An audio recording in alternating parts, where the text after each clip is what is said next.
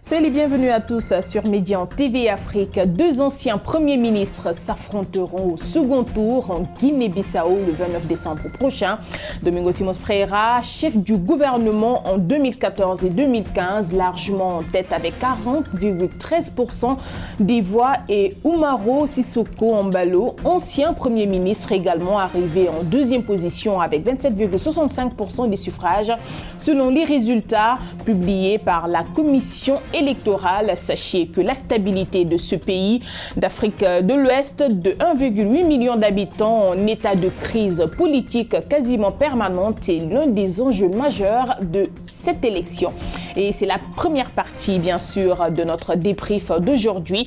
Et en seconde partie, nous allons nous intéresser au projet de réforme constitutionnelle en Gambie. Et pour en parler, nous sommes avec Mamadou Thior, journaliste. C'est un plaisir de vous recevoir sur Médian TV Afrique. Plaisir toujours partagé, Aminata. Voilà, avec lui, Mamadou Seck, directeur du Synapsus Consulting. Bonjour Aminata. Un plaisir également de vous recevoir sur Médian TV Afrique. Alors, Monsieur Seck, parlons d'abord du président Mario Vaz qui accepte déjà sa défaite. Non sans aussi le processus électoral entaché selon lui par beaucoup d'irrégularités. Comment analysez-vous sa réaction? Je pense qu'il cherche à sortir par la grande porte parce qu'on aurait compris qu'il soit parmi les 2 ou 3 premiers et assez proche en termes de score pour pouvoir peut-être légitimer certaines fraudes électorales ou les défendre. Mais maintenant qu'il est en 4e position de ce scrutin-là, renseigne à suffisance que c'est la réalité de sa force politique sur le terrain. L'autre élément, c'est que, toujours abondant dans le sens de sa sortie par la grande porte, c'est au moins des moments de négociation qui lui permettent de sauver, au moins de sauvegarder certains fondamentaux, au risque de se discréditer totalement. Après toutes les tentatives, toutes les petites pratiques qu'il a eu à poser, jusqu'à la veille du scrutin, ça veut dire que là, il est peut-être en train de négocier sa sortie. Et c'est heureux, parce que je pense que persister dans l'erreur aurait été de chercher à persister dans le discours de fraude et de refuser peut-être les résultats. Alors, Mamadou Thior, 4e position pour un président sortant, c'est un signal fort lancé par les Bissau-Guinéens.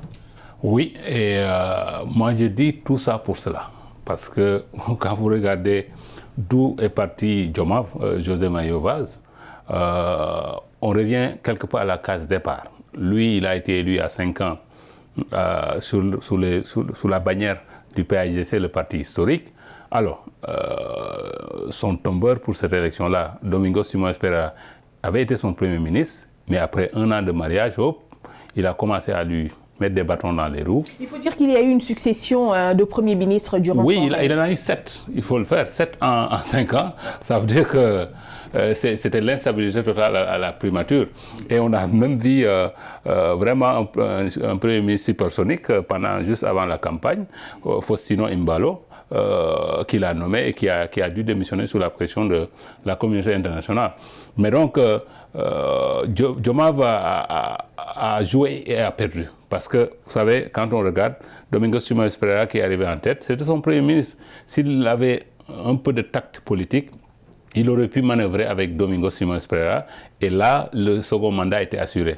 Parce que quand on l'élisait sous les bannières du PAIGC, Domingos était là-bas. Donc Domingos Simões Pereira a sacrifié un peu sa carrière pour quelque part le laisser devenir président de la République.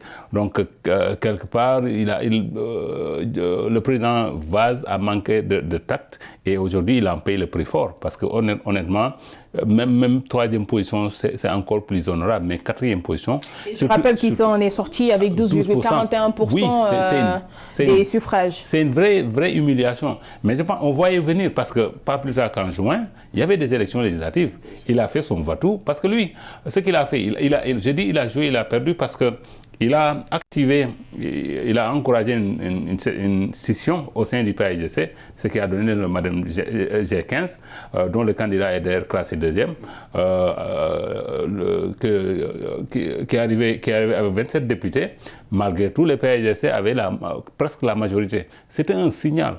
Moi, à sa place, j'aurais même renoncé à être candidat. Parce que quand vous avez été candidat sous les couleurs d'un parti et que vous vous représentez en tant qu'indépendant, il était mal parti pour gagner cette élection-là pour sa réélection. Alors, Mamadou Seck, et ce taux de participation des Bissau-Guinéens, 74% quand même, c'est assez important. Ils sont habitués. Pour avoir supervisé les législatives et la présidentielle de 2014, on s'était retrouvé à 75% de participation. C'est que le Bissau-Guinéen, naturellement, est intéressé par la politique et par tout ce qui est politique. C'est un pays très politique. Ils sont tellement intéressés par la chose politique que c'est à croire qu'ils ont délaissé tout ce qui est économique et tout le reste pour ne parler que de politique. Vous allez à Bissau, ils sont passionnés, ils peuvent vous retenir pendant 1 heure à parler de politique. Donc c'est dire que ça se comprend. Mais c'est historique aussi. C'est hérité de la période post-coloniale. Ils ont été dans le maquis. Et tous se prévalent aujourd'hui d'être actionnaires un peu de cette indépendance-là, de cette souveraineté nationale. Et donc, chacun se sent concerné par la chose politique. Et ça, c'est habituel. Hein? Les taux de participation très élevés à Bissau, c'est habituel. En 2014, on était à 75%. Alors, Mamadou Thior, aucun incident majeur aussi n'a été observé lors de ce scrutin, selon la commission d'observation de la CEDEAO. Oui, je pense que c'est pourquoi d'ailleurs les accusations du président qui a été défait sont quelque part ridicules. Ce qui est un peu contradictoire. Oui, parce que, vous savez, quand même la Commission et la communauté internationale surveillaient de près. Parce que les gens en avaient marre de cette crise qui perdurait. Quelque part, les gens voulaient vraiment qu'on puisse sortir de cette crise-là une bonne fois pour toutes. Et je pense que l'issue d'ailleurs réjouit beaucoup la communauté internationale parce qu'on va voir entre Oumar Sissoko Embalo et Domingos Simões Pereira qui va gagner. Et est-ce que réellement la Guinée-Bissau va partir d'un nouveau pied? Parce qu'il est temps. Parce que sur ce point-là, on a vu un réel engagement de la CEDEAO et qui a même menacé d'intervenir en cas de toute personne qui souhaiterait, comment dirais-je, déstabiliser le pays durant ces élections. Et vraiment, il faut saluer l'attitude de la CEDEAO. C'est comme l'attitude que la CEDEAO a eu en Gambie. Une fermeté face au président en place pour lui dire qu'il y a une ligne rouge à ne pas franchir. Ce qui fait que, bon, quelque part, ça a pu faire fléchir les positions un peu jusqu'au boutiste de José Mario Vaz. Et aujourd'hui, je pense que l'issue grandit un peu la CEDEAO et au-delà la communauté internationale. Mamadou Seck, que pensez-vous des deux candidats? Si on prend toutes les deux figures, chacune dans son parcours. Ils ont tous des parcours intéressants. Domingos Simões Pereira, qui n'est pas âgé, il est jeune. Donc ça va être deux jeunes qui s'affrontent. Même si, bien évidemment, la seule réserve que j'ai vis-à-vis de Domingo, c'est que quand même, dans son parti, il y a des apparatchiks. Et quelle que soit cette volonté de s'affranchir, il y a toujours l'histoire, on va dire, la prise en otage, entre guillemets, de ce parti par des anciens combattants, etc. Vous y allez... Il risque de faire du neuf avec du vieux. Avec du vieux. Et vous y allez, vous vous rendez compte qu'il s'est entouré de conseillers, des sages, qui se prévalent d'avoir été dans le maquis et de s'être battus contre le pouvoir colonial. Et ce qui est intéressant, c'est qu'il y a aussi des figures féminines dans ce groupe-là, qui se prévalent d'avoir été dans le maquis et donc d'être, comme je le disais tout à l'heure, actionnaire de cette indépendance-là. Mais l'autre élément, c'est qu'il a été dans les grandes écoles. C'est quelqu'un qui est au fait des réalités du monde. C'est quelqu'un qui a été, dans une certaine mesure, socialisé à Portugal, donc dans la modernité, etc. Et vous lui parlez, il est très cérébral, il est très structuré. Donc c'est quelqu'un, je pense, qui pourrait apporter des changements. On l'a vu, on n'a pas pu le voir à l'œuvre pendant qu'il était Premier ministre, puisque c'était juste pendant 1 année. Mais je pense que le voir peut-être à la tête de l'État pourrait augurer de bons lendemains pour la Guinée-Bissau. Maintenant, pour Embalo, il est jeune aussi, qui a été formaté dans l'armée. Donc, c'est un ancien militaire, c'est un colonel de l'armée, mais qui a su aussi être assez intelligent pour faire cette transmutation de l'armée au civil, parce qu'on ne le perçoit même pas dans son discours. Un discours guerrier, militaire, on ne le perçoit pas. L'autre élément, c'est que c'est un homme de réseau. C'est un homme de réseau. Aujourd'hui, il se prévaut d'être dans des trusts au plan international et spécifiquement dans le Moyen-Orient avec des ramifications avec Kadhafi. Le Qatar même, voilà, on dit qu'il est le candidat du Qatar. Alors, donc, ça veut dire qu'il est dans ces réseaux. Il a su s'ouvrir au monde et il est jeune. Maintenant, l'autre élément, c'est sa proximité, sa proximité assumée avec le président Macky Sall, qui pourrait lui jouer des tours. Parce qu'à Bissau, il se dit que Macky Sall n'a pas cette image-là. On lui soupçonne d'être derrière et de tirer les ficelles. Et lui, vous le rencontrez, il va vous parler Wolof, etc.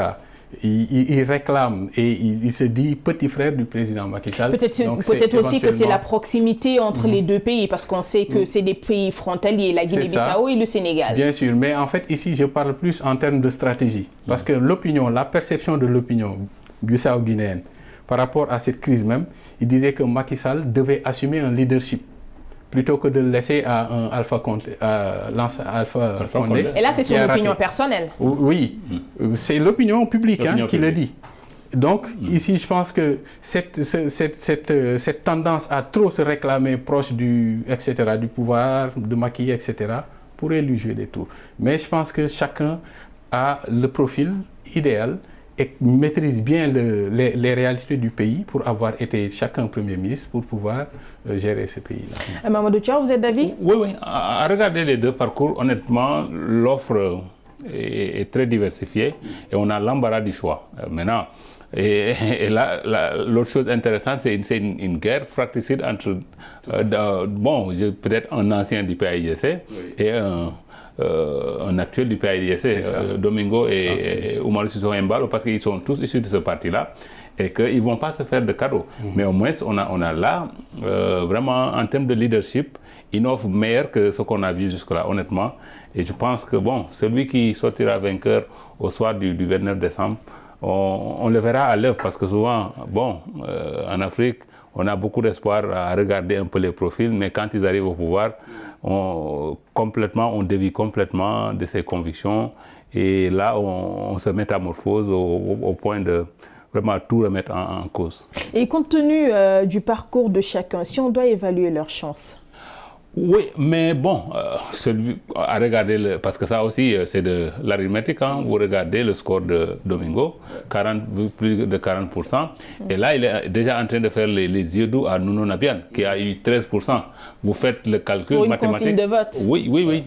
Déjà, je sais qu'il va lui proposer un poste de Premier ministre, parce qu'avec ces 13%, même si le report n'est pas automatique, même au pire des cas avec 10% de Nuno Nabian, qui est arrivé 3e, le parti le PRS du regretté Koumayala, je pense que Domingo a beaucoup de chances de passer.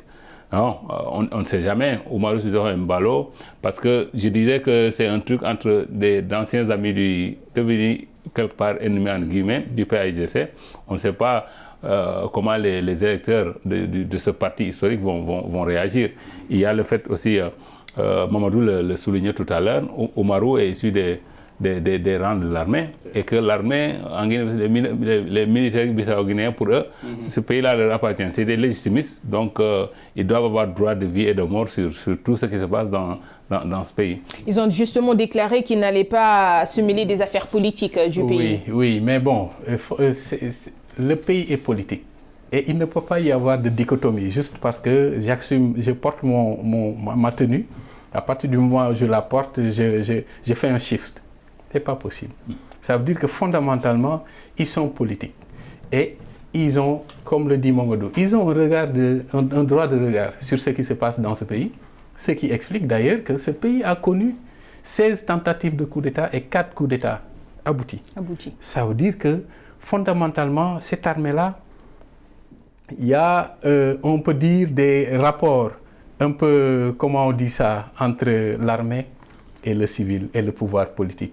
C'est des rapports un peu comme qui dirait une fille, un vieux qui va voir sa fille. Hein? C'est ces rapports-là assez complexes, même s'il y a eu la réforme du secteur de sécurité qui n'a pas abouti. ayant finalement conduit à la mise en place d'une force d'interposition, ECOMIB, qui est là. L'armée donne des gages, mais on ne sait pas ce qui peut arriver.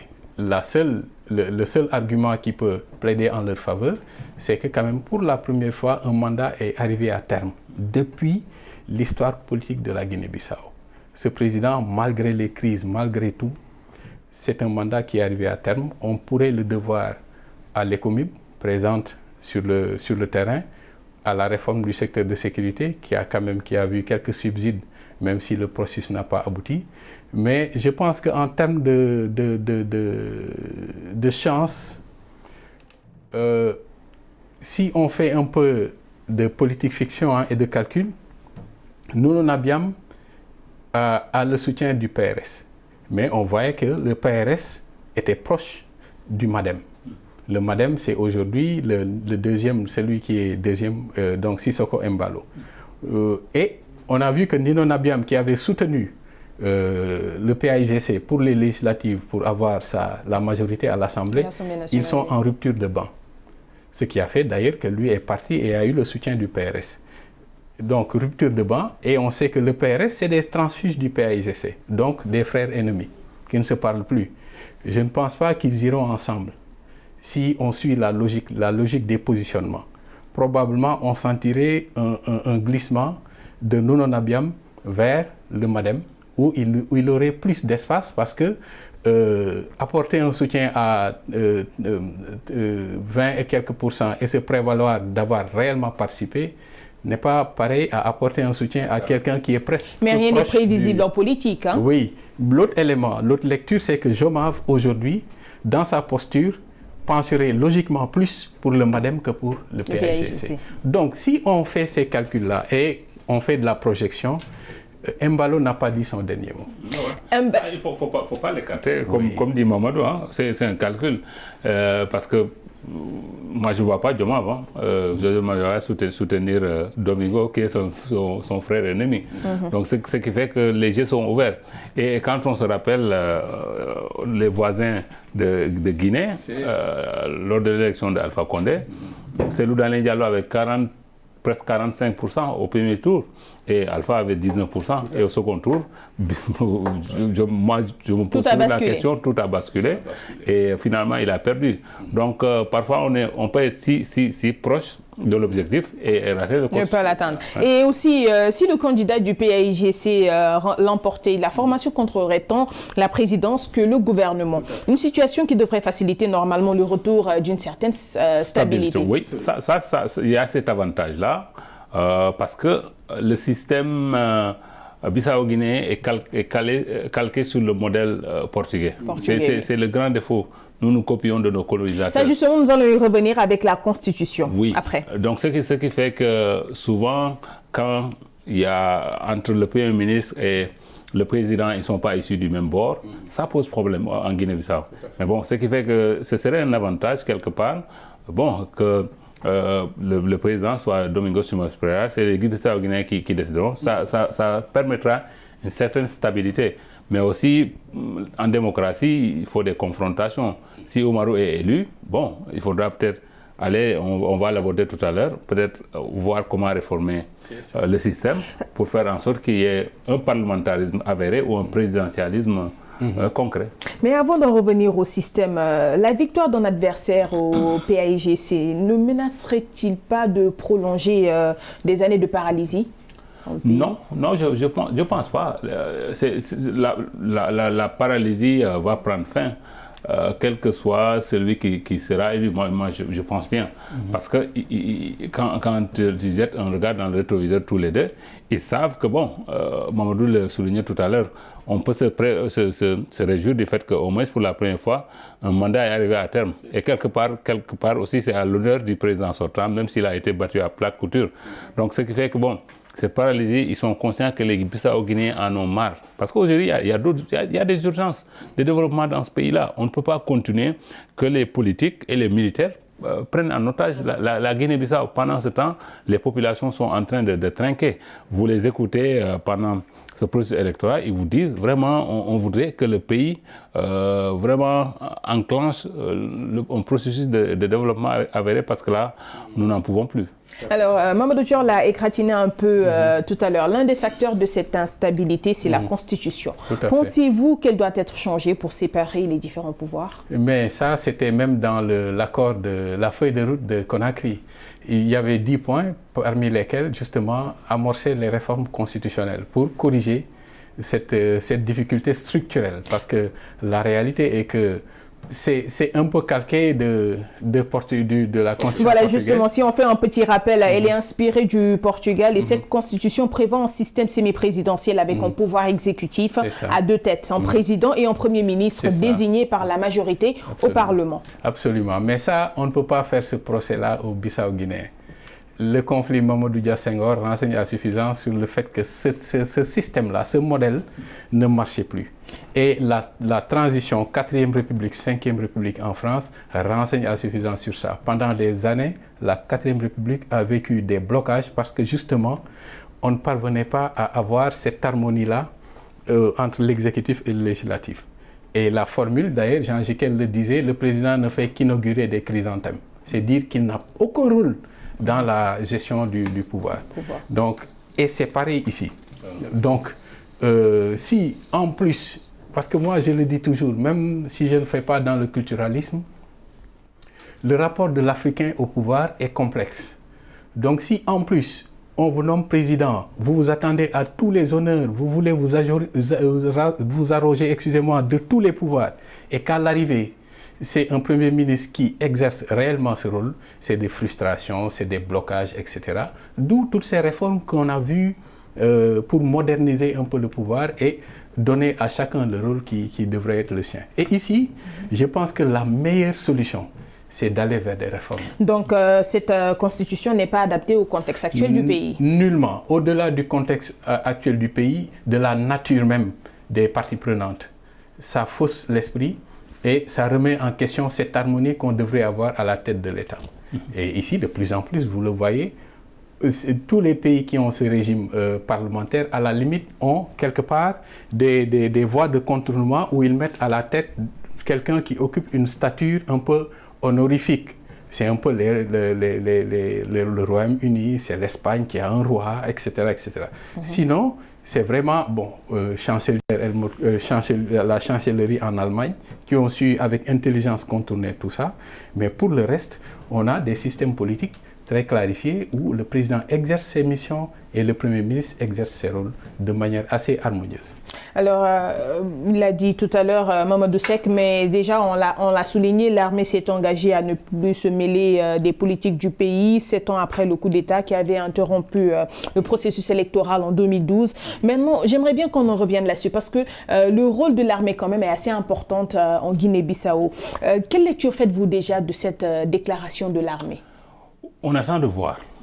Et là, il faut dégraisser en fait le mammouth, parce que l'armée bissau-guinéenne est pléthorique. Et ça aussi, ça pose problème.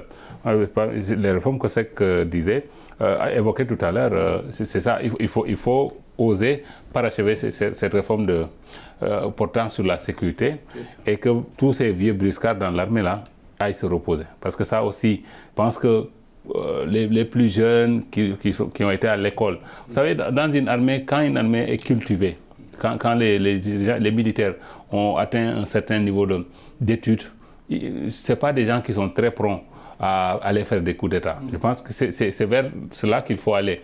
Vous regardez tous les gens qui font des coups d'État en Afrique, c'est des gens qui ont un niveau très très bas. Donc ce qui fait que les gens gagneraient dans ce pays-là à instruire les militaires. Je pense que si on arrive à le faire, on n'aura plus besoin de parler même de l'éventualité d'un coup d'État. Mais là, il faut attendre de voir parce qu'on n'est pas encore sorti de l'auberge. Nous allons terminer avec ça pour cette première partie. Quels sont les défis qui attendent le futur président? Oui, réellement au plan économique, parce qu'aussi on ne peut pas vivre que de politique. Par exemple, prenez le secteur de la pêche, le secteur par exemple, la commercialisation de l'anacarde, c'est des secteurs clés qui peuvent rapporter beaucoup au pays. Je pense qu'il faudra peut-être essayer de voir les initiatives qu'il faudra prendre, mais dans un pays stable, faire en sorte que ce pays aussi soit de moins en moins un pays des narcotrafiquants. La drogue passe comme c'est pas possible. Et je pense que ça, on ne peut pas... Le président qui sera élu, il faudra qu'il se retrousse les manches pour faire en sorte que, en termes de lutte contre les narcotrafiquants, que cette lutte-là puisse produire des résultats probants. Parce que tout ça, ça plombe. La corruption, elle est endémique. Je sais que ça existe partout, mais en Guinée-Bissau, c'est un sport national. Donc on peut dire que le futur président aura du pain sur la planche. Il a beaucoup de défis. Le défi de, comme il dit, reconstituer le tissu économique, surtout au-delà de tout ça, puisque tout ça même c'est du réel, mais symboliquement c'est la cohésion nationale. Ce pays a vécu pendant longtemps dans des affrontements dans des postures politiquement antagonistes, etc. Cette cohésion sociale-là, il faudra la préserver. En plus, maintenant, des défis de la modernité, modernisation, ouverture, lutter contre le narcotrafic, remettre en question la réalité de l'État rhizome, parce que les vrais tenants du pouvoir dans ce pays ne sont pas visibles. C'est clair. Ils sont souterrains. C'est clair. Et là, nous sommes arrivés au terme de cette première partie. Restez avec nous. On se retrouve tout de suite pour la seconde partie et c'est pour parler du projet de réforme constitutionnelle en Gambie. Voilà, nous sommes dans la seconde partie du débrief. Si vous nous rejoignez à l'instant et comme je vous le disais avant de se quitter, le gouvernement gambien envisage une révision de la Constitution et c'est Aboubakar Tambadou, ministre gambien de la Justice, qui en avait fait l'annonce. Une étape selon le gouvernement qui va permettre d'assurer la pertinence de la révision et de savoir si elle répond à la finalité pour laquelle les Gambiens l'ont adoptée. Monsieur Seck. Oui, je pense que c'est un processus normal dans la vie d'une nation que de chercher à donner un nouveau souffle, puisque en réalité, les réformes constitutionnelles, si tant est que la volonté est d'améliorer un peu les rapports, parce que De Gaulle le disait, une constitution, c'est un esprit, une pratique et des institutions. Si vous voulez impulser un nouvel esprit, partager des rôles, moderniser la gestion du pouvoir, etc. Assainir les pratiques et faire des institutions qu'elles soient opérationnelles, c'est nécessaire et c'est important pour la vie d'une nation. Maintenant, la seule difficulté dans nos États, c'est que nous pêchons dans l'instrumentalisation même de ces processus de réforme constitutionnelle, etc. Souvent, c'est à dessein. Nous voulons atteindre un objectif personnel, que nous amorçons des réformes constitutionnelles, sachant qu'on a toute une machine derrière, législative, de pression, de répression, pour pouvoir arriver à ces fins. Et c'est là où ça pourrait être dommage, mais je pense qu'on ne peut pas, a priori, accordons le bénéfice du doute au régime en place pour voir un peu de quoi ça retourne d'abord et comment cela va aboutir. Mamadou Thior, dès son arrivée au pouvoir, l'équipe gouvernementale d'Adama Barrow l'a fait savoir, cette volonté de réformer le système en place. Est-ce à dire qu'il y avait quelque chose qui n'allait pas, qui ne marchait pas? Oui, parce que quelque part, les textes en vigueur ont été taillés sous Yahya Jammeh. Et ça participe un peu à faire table rase de la gestion de Jammeh. Parce que bon, il y avait quand même... parmi ces lois-là, des lois qui posaient beaucoup de problèmes. Et on a vu, quand on va avec la réforme, il y aura une limitation des mandats, ce qui n'était plus le cas. Déjà, ça, c'est quand même une avancée. Un aspect très important d'ailleurs sur lequel nous allons revenir. La limitation des mandats à 2, parce que ça doit être la règle partout. Donc, ce qui fait que, bon, je pense, ce que Seck disait tout à l'heure, souvent on parle... dans nos pays de tailleurs constitutionnels, il faut que les Gambiens se gardent d'avoir des tailleurs constitutionnels qui sont là que pour atteindre un certain objectif, c'est-à-dire plaire au prince. Et il faudrait que cela prenne d'ailleurs en considération les intérêts du peuple gambien. Oui, c'est important et c'est là où le processus doit être participatif. Je pense que si le président Barrow fait en sorte que le processus, que ça vienne du peuple, comme on le fait dans certains pays, qu'il y ait des forats à travers le pays pour demander aux gens quelles sont leurs préoccupations. Je pense qu'une constitution comme ça, on ne peut pas avoir meilleur que ça. Mais si on décide, si c'est du top-down, c'est pas bien. Si c'est du down-top, de la base vers le sommet, ça c'est la pratique la meilleure. Et pour cela aussi, il faudrait que toutes les parties, toutes les composantes y prennent part, notamment la classe politique gambienne dans sa globalité. Absolument. Il faut, comme il dit, il faut un processus participatif et inclusif. Mais je pense que si on suit la dynamique qui a été impulsée, mais surtout les nouvelles tendances aujourd'hui du peuple gambien, puisque sous Jammeh c'était la répression, c'était l'oppression, etc. Tout le monde n'avait pas droit à la parole. Méfions-nous d'un peuple qui est libéré. Je pense qu'ils ne laisseront pas les coups de franche au pouvoir en place, en l'occurrence pour ce processus-là, qui permettra sûrement d'avoir le maximum de participation, puisque c'est de cette participation-là qu'on pourra tirer la légitimité du texte même qui sortira de là et tous les produits de la réforme. Maintenant, on ne sait pas si le dispositif est adéquat pour permettre à tous les citoyens, comme il l'a dit Mamadou, de pouvoir s'exprimer depuis la base pour justement arriver au sommet. Et ça, il faudra le voir. Mais je pense que déjà, rien que l'idée de réforme constitutionnelle peut être rassurant. Parce que justement, ça permet de remettre les choses en place. C'est des formes de consultation. On va voir ce que ça va donner. Mais le défi sera d'impliquer tout le monde. Au-delà même des partis politiques, mais des citoyens, puisqu'il y en a qui ne sont pas forcément des partis politiques, mais des citoyens. La société civile. Voilà, la société civile, toute la base sociale là, qui a son regard à donner sur le processus, mais qui souvent est mis de côté parce que justement, on met en avant juste l'appartenance à un parti politique et on les consulte uniquement. Il y a aussi le cas des formations politiques. Il faut que le président Barrow les associe, parce qu'aujourd'hui, il est un peu seul face à tous, parce qu'à force de se séparer de ses anciens alliés, aujourd'hui il est seul, même au sein de la formation qu'il a portée au pouvoir, il est à couteau tiré avec ces gens-là.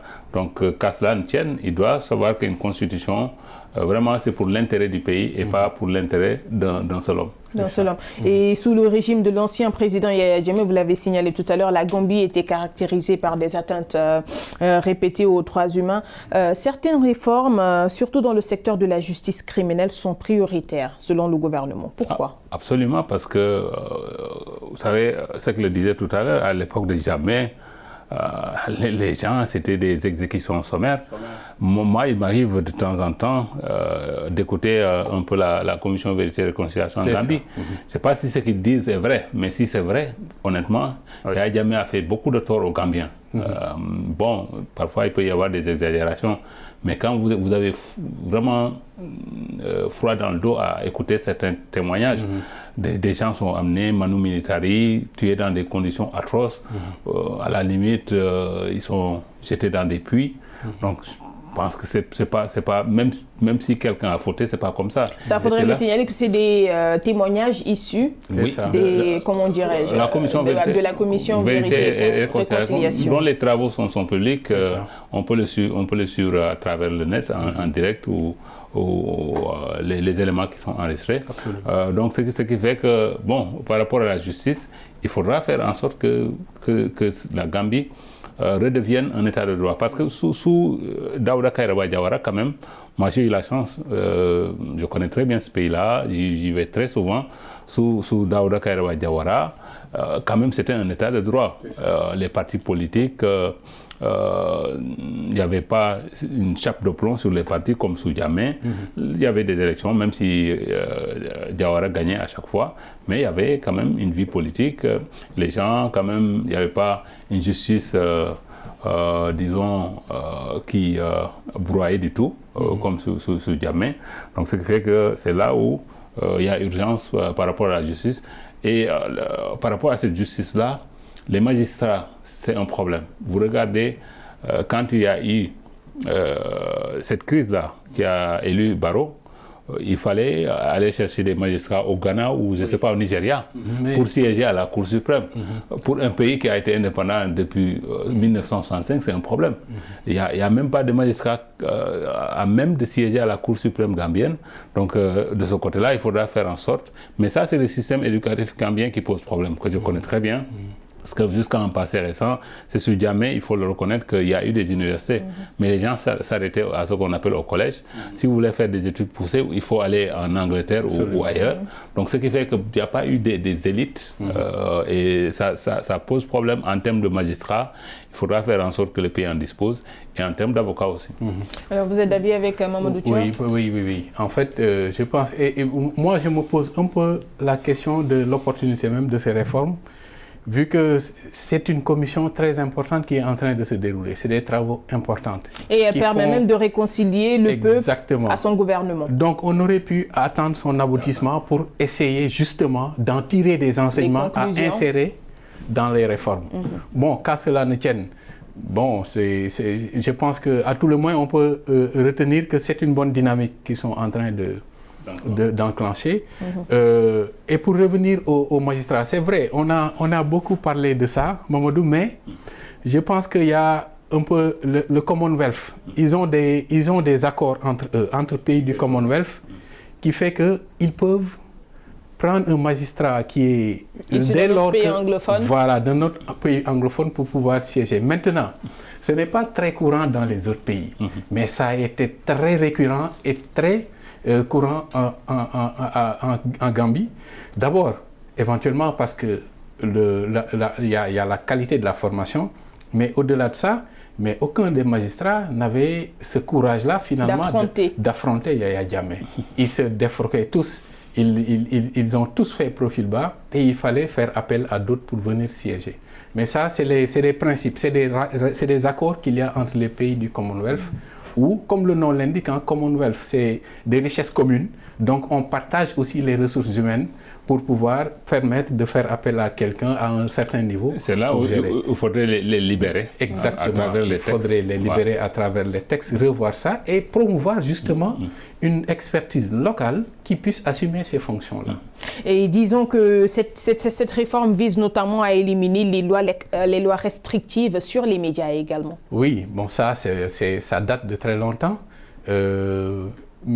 On se rappelle de l'histoire tristement célèbre d'Aïdara. Donc, au-delà des lois, c'est des pratiques aussi. Je pense qu'aujourd'hui, aucune loi comme on dit, aucune loi n'a tué une idéologie. Donc ici, c'est fondamentalement par la pratique qu'on pourra arriver à cette harmonie entre cette volonté-là de libérer le journaliste et dans la pratique, la libération réelle du journalisme. Puisqu'on avait vu beaucoup de journalistes partir parce que sentant leur vie en danger, etc. C'est heureux qu'on puisse amorcer cette réforme-là, mais il faut aussi allier cela à la pratique. Parce que même dans les pays dits assez développés qui n'ont pas été dans ces pratiques perverses-là, mais les journalistes, parfois, sont poursuivis dans l'exercice de leurs fonctions. Donc ici, c'est un double défi, et de réforme, et aussi d'assainissement des pratiques. Et surtout de liberté de presse. Et de liberté, évidemment.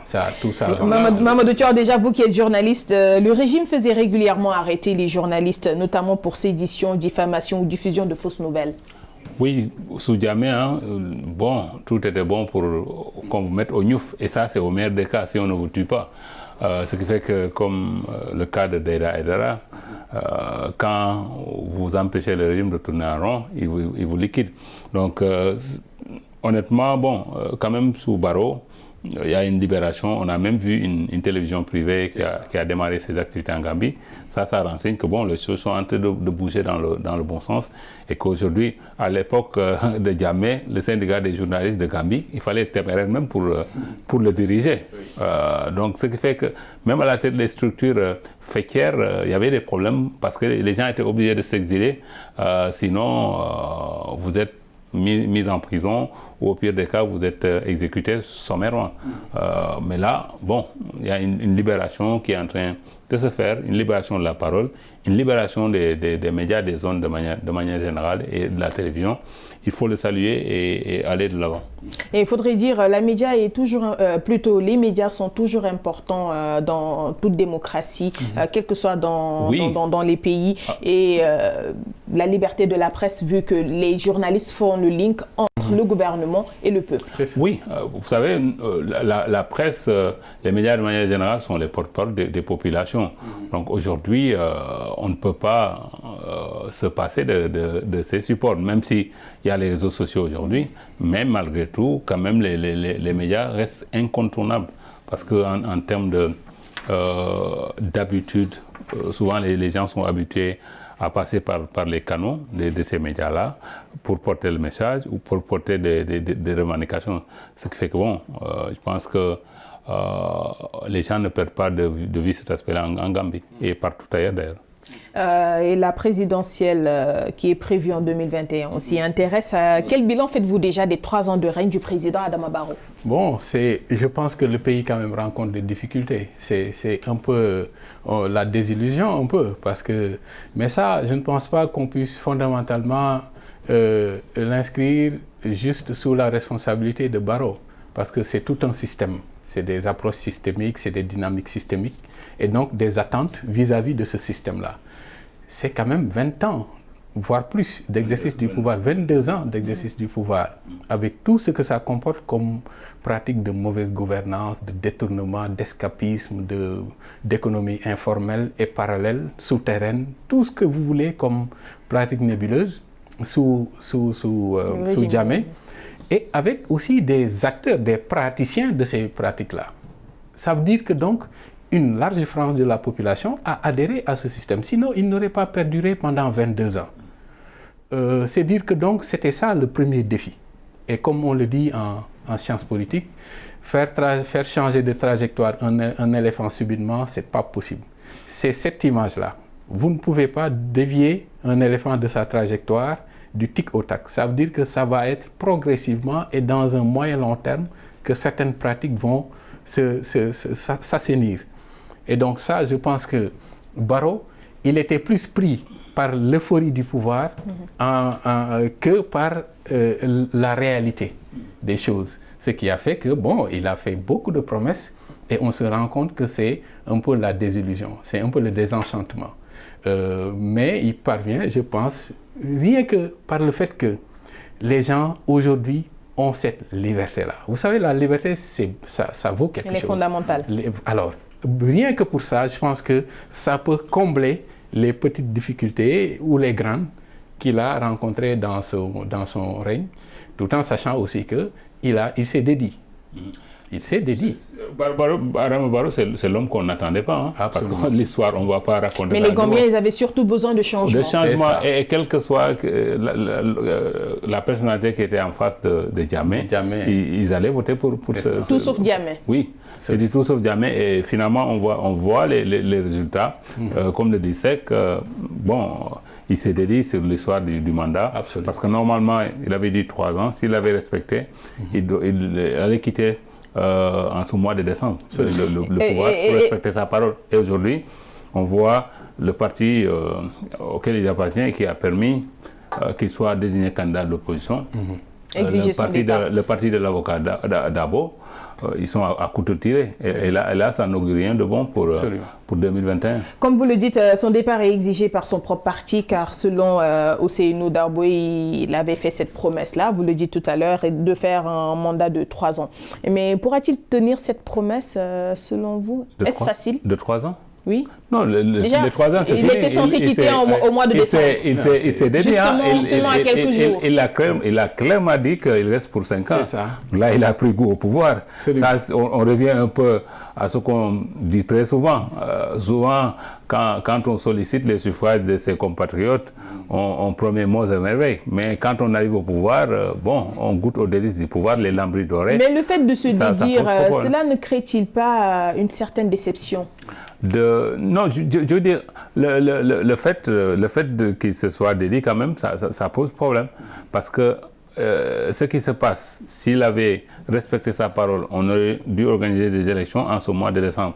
Et honnêtement, du côté des candidats potentiels, parce que même les gens qui l'ont soutenu, les Khalifa Salah et autres, quand même, c'est des têtes. Donc, quelque part, le choix s'est porté sur lui. Donc, les Gambiens allaient avoir le choix de l'embarras, comme on dit, pour lui trouver un remplaçant. Parce que, quand même, on l'a élu parce que dans un concours de circonstances a permis qu'il soit désigné candidat. Mais bon, on sait que Barrow ne fait pas le premier de la classe. Alors, quelle perspective s'offre à Adama Barrow? Adama Barrow, c'est d'abord de poursuivre les réformes constitutionnelles pour qu'elles aboutissent. C'est de gérer le processus là, cette justice transitionnelle avec la commission justice-réconciliation qui est en train de se dérouler et en tirer les enseignements qu'il faut parce que jusqu'à présent des choses sortent contre Yaya Jammeh. Mais quel est son sort? Quel est le sort qui lui sera réservé? On ne sait pas. Donc de cela aussi dépendra de la suite, surtout de Barrow. Comment est-ce qu'il va gérer ce processus, etc. Mais surtout, fondamentalement, c'est régler les soucis quotidiens des Gambiens. Et ça, je pense que c'est une paire de manches. Si on voit tous les rapports qu'il y a avec le secteur privé gambien, qui était très proche de Jammeh, avec qui il est obligé aujourd'hui de négocier et de collaborer, tout ça, certains ne le comprennent pas et ne le voient pas d'un bon œil. Donc tout ça, c'est des défis. Mais surtout le défi des réformes constitutionnelles, de la justice transitionnelle et régler les problèmes des Gambiens, leur vécu, leur quotidien. C'est ça fondamentalement les gros défis. Au-delà de la liberté, Mamadou Thior, qu'est-ce qui a réellement changé avec le règne d'Adama Barrow, après celui de Jammeh? Oui, je pense en termes de rapport avec le reste du monde. Parce que vous savez, Jammeh, quelque part, c'était fait beaucoup d'inimitié. Hein? Quand on dit diplomatie du bon voisinage, on prend par exemple le cas de notre président Macky Sall, quand il a été fraîchement élu, sa première visite était pour Yaya Jammeh. Mais on a vu finalement, il lui a mis des bâtons dans les roues. Donc je pense quelque part, l'élection de Barrow a permis d'assainir les relations avec les voisins. Et ça c'est bien parce que, vous savez, les voisins, en cas de problème, n'importe quel problème économique, ils peuvent venir en aide comme ils sont en train de le faire d'ailleurs avec la Guinée-Bissau. Donc sous Jammeh, il y avait cette inimitié-là qui était très marquée et je pense que Barrow a réussi quand même à faire revenir la Gambie sur la scène internationale et ce n'est pas rien. Et surtout améliorer les relations diplomatiques entre la Gambie et le reste du monde. Le reste du monde et comme il dit Mamadou, le Sénégal surtout, c'était vraiment exécrable. Et son pays voisin direct. Direct, etc. Au-delà aussi, hein, vous savez, une image vaut 1000 mots. Donc, voyant Yaya Jammeh, son accoutrement, ses fioles et ses trucs, ces objets-là, mais donner une mauvaise image de ce pays-là. Donc, tout ça, ce travail-là qu'il fallait refaire à se rehausser à un certain niveau en termes d'image, c'était déjà pas rien. Et je pense qu'il est parvenu à le faire. Maintenant, il doit impulser une dynamique, un certain leadership, se poser en pair, puisque dernièrement aussi, il a posé des actes qui n'auguraient pas un contexte politique apaisé et calme. Beaucoup discrédité. Voilà, avec beaucoup de limogeage, des revirements de situation, il s'est dédié, etc.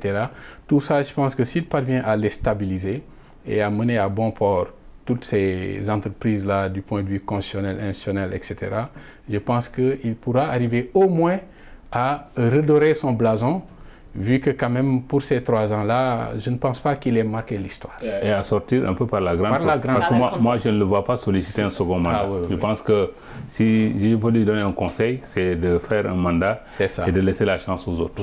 Mais sera-t-il facile de laisser le pouvoir? C'est là la question qui se pose. Mais bon, ça pose problème. Mais il y en a quand même qui restent lucides. Et peut-être qu'il en fera partie.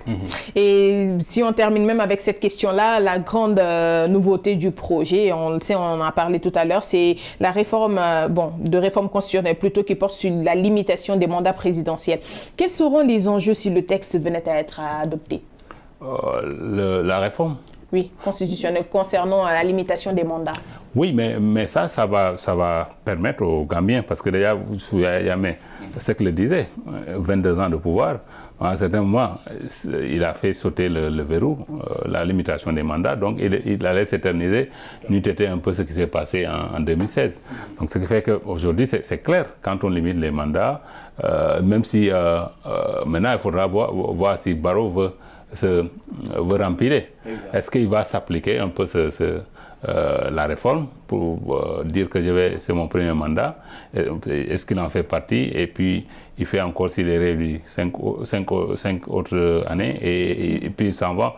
Ou bien est-ce que la tentation du pouvoir, il ne va pas dire mon premier mandat ne fait pas partie du décompte, donc désormais c'est à partir de la réforme. Et ça aussi, ça va amener un autre débat et une autre crispation en Gambie. Pour pouvoir remplir, on est d'accord sur le principe qu'il faut que certaines conditions soient réunies. Est-ce que les conditions sont réunies pour Adama Barrow? Pour Adama Barrow, bon, attendons de voir un peu les dispositions qui seront dans les nouvelles dispositions, en tout cas de la réforme.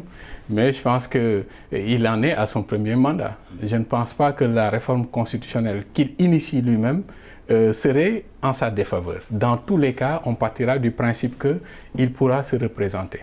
Mais ça, je pense que le disque est rayé. On a tellement parlé de mandat en Afrique, de représentation, de renouvellement. C'est assez commun dans tous les pays de la sous-région. Dans tous les pays de la sous-région. Et ne nous attendons pas à ce que ce débat ne se pose pas en Gambie, qui est aujourd'hui à un nouveau tournant, puisque n'ayant jamais expérimenté cela depuis l'ère Jammeh, donc depuis plus de 20... Aujourd'hui, on est à 25 ans où on n'a pas expérimenté ça. Je pense que dans tous les cas, on donnera l'opportunité de se représenter et peut-être de se mettre à l'ère du temps où on limite les mandats à 2. Maintenant, après, il peut arriver à ce qu'il y ait des petites interprétations. Je ne dirais pas de grandes interprétations, parce que ces interprétations-là, c'est des interprétations à la petite semaine pour chercher à trouver la faille. Et comme disait Mamadou à l'entame de son propos, c'est intéressant, quand il a tout ramené au tailleur constitutionnel, mais je suis tenté de dire la haute couture constitutionnelle. Espérons toujours qu'il fera peut-être, comment dirais-je, l'exception. Et là, nous sommes arrivés au terme de cette émission. Je rappelle que nous avons parlé dans la première partie de la Guinée-Bissau avec les deux anciens premiers ministres qui s'affronteront au second tour du 29 décembre prochain. Et en seconde partie, nous avons plutôt parlé du projet de réforme constitutionnelle en Gambie. Et nous étions bien évidemment avec vous, Monsieur Mamadou Seck, et également Mamadou Thior, qui est déjà un habitué de ce plateau. Merci d'avoir répondu à notre invitation. Voilà, et un grand merci à la partie rédactionnelle et technique, toujours derrière. Et c'est la fin de ce débrief. Merci de l'avoir suivi. Bonne suite de programme sur Médian TV Afrique.